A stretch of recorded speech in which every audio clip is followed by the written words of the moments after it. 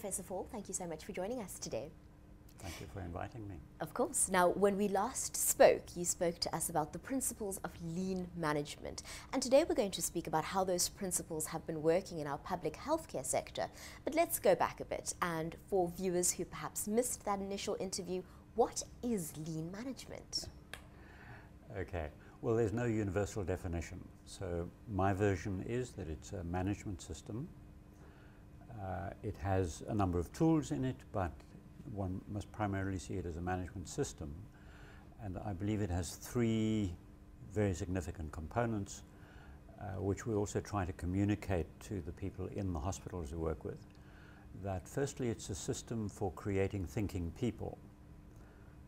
No insult intended, but to get people to be thoughtful about the purpose of their work and how they do it.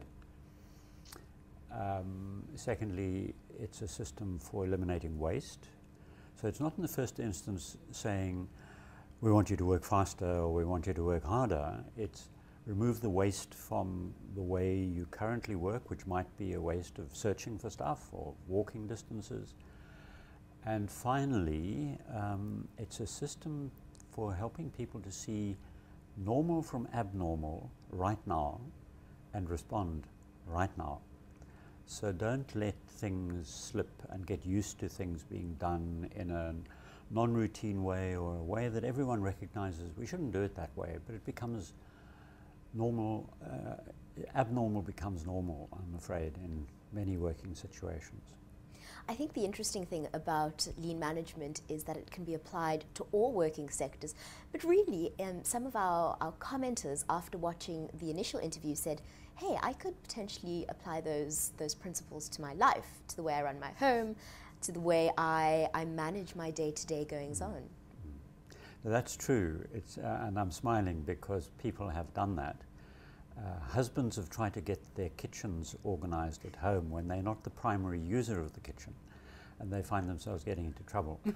But it's not a bad example, because where a workspace like a kitchen is shared, it's important that there's agreement about where we keep things. And that's a basic lean principle, that everything has a place and we put it back there and we keep it clean. So you can apply it to absolutely everything. Your sock drawer at home. Now, I can certainly see, and I'm sure our viewers can see the same, how it would be so beneficial to implement these principles in state services. And you've been part of a team who's been doing this in our hospitals. Tell us about that. Well, we're working in several hospitals, but the really exciting work I've been involved in over the last 8 or 9 months has been with 4 hospitals in Gauteng. Baragwanath, Leratong, Sebokeng and Kopanang, deliberately working with 4 because we think people learn from each other much more powerfully than they learn from people outside. And also we're trying to create this thinking people thing, and so it's not us telling people what to do. It's really trying to connect people to the purpose of what they're doing and then become reflective about how they currently do that work to achieve that purpose. And then begin to say, well, where are the delays happening? Where are the errors happening? Where is the exhaustion setting in for the staff? And by raising questions like that, the people in the work situation say, well, let's try this, or let's try that. And I visited one of the hospitals last week, on Wednesday last week, and I can't tell you how proud I am of what they're achieving.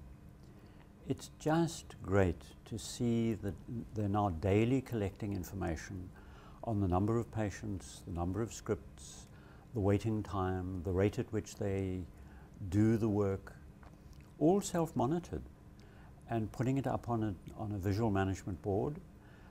The idea ultimately is that they will reflect on that daily.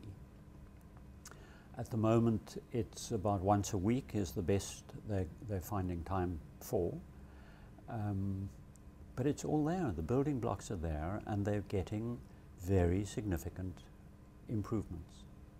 something that's so interesting about what's come out of these hospitals is that small changes have been made to make the organizations run leaner. For instance, you mentioned the staff at hospitals were walking miles and miles and miles, and that could be cut down. Tell us about that.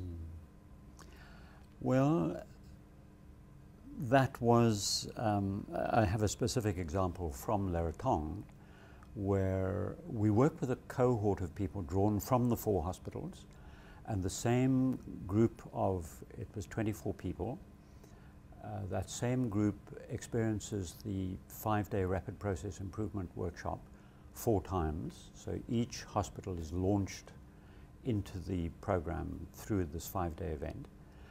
And so it was the chief medical officer of Baragwanath Hospital standing as an observer for several hours in the pharmacy at Leratong, and sort of counting the steps that people took and observing. And go see is a major rallying cry of the way we work. And he estimated that in a year, the staff of the Leratong pharmacy walked 20,000 kilometers to fulfill the issuing of the scripts. So most of that is collecting the medication from the shelves.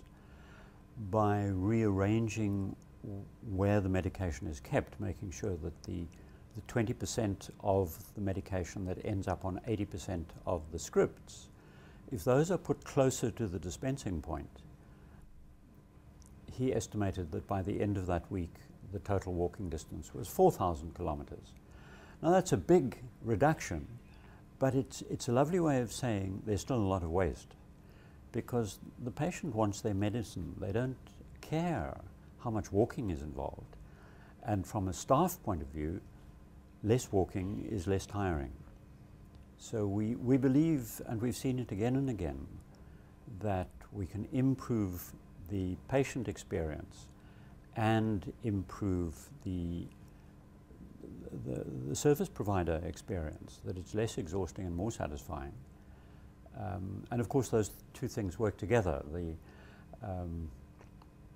The patient who has not waited as long as they used to arrives at the desk with a better attitude. That improves the attitude of the staff, who are less tired anyway. So it's really great to see when that approval comes from both the customer, the patient, and the staff.